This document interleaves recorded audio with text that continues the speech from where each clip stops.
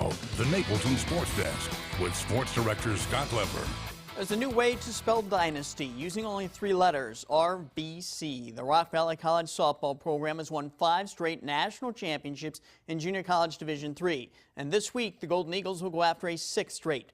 The man behind the program's rise to greatness is head coach Darren Monroe. It was 2012 when Monroe took over as head coach at RVC. At that point, Rock Valley College softball was just another program. But Monroe saw great potential here.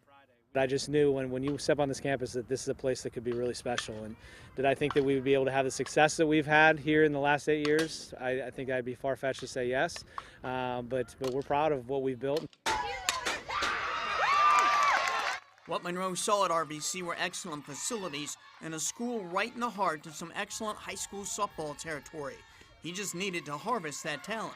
I would say 90% of the top players that have come through the state line here in the last 8 years have chosen Rock Valley, and that's something that we're very proud of. We want to build this thing with homegrown kids. We want to continue to build this thing with homegrown kids. I love the culture he builds around the team. I love that he pushes us to be our best and just doesn't let up. When Monroe was an athlete in high school in Iowa, he ran cross country and track, and he went to state. He was a district qualifier in wrestling, and he was an all-conference catcher in baseball. He knew even then that he wanted to be a coach. I didn't know what sport at that time that I wanted to coach. My grandpa coached for 35 years of baseball, and that was my blood.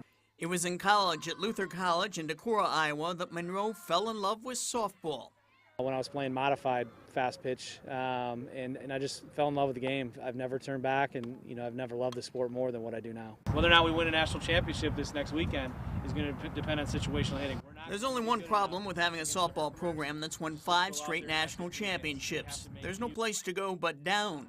But Monroe enjoys the challenge of trying to stay on top, especially when everyone else is shooting for them. Our focus every year is just continuing the trend of what we've done. And our message here this week is just go play softball. If it's meant to be, it's meant to be.